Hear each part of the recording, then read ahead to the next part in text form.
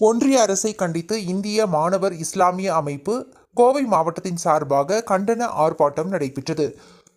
கோவை கரும்புக்கடை பகுதியில் ஒன்றிய அரசை கண்டித்து கண்டன ஆர்ப்பாட்டம் நடைபெற்றது. மேலும் ஒன்றிய அரசு மக்களவை மற்றும் மாநிலங்களவை என இரண்டிலும் வக்ஃப் திருத்த முன்வடிவு நிறைவேற்றப்பட்டிருக்கின்றது. நள்ளிரவில் நிறைவேற்றியிருக்கின்ற இந்த சட்டம் மத சுதந்திரத்தின் மீதும் அரசியலமைப்பு சட்டம் வழங்கியுள்ள உரிமைகள் மீதும் தொடுக்கப்பட்டுள்ள கொடூரமான வெளிப்படையான தாக்குதலாகும். இச்சட்டத்தை எதிர்த்து இந்திய மாணவர் இஸ்லாமிய அமைப்பு SIO கோவை மாவட்டத்தின் சார்பாக கண்டன ஆர்ப்பாட்டம் நடைபெற்றது.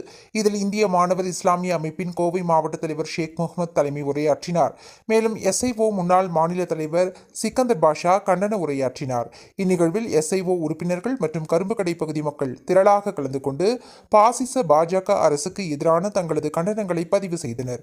இப்போராட்டத்தின் வாயிலாக மத்திய அரசிற்கு இந்த வக்ஃப் திருத்த சட்ட மசோதா திரும்ப பெறும் வரை தங்களுடைய ஆர்ப்பாட்டம் தொடரும் எனவும் மேலும் இதனை உடனே திரும்ப பெற வலியுறுத்தியும் கோஷங்கள் எழுப்பப்பட்டன.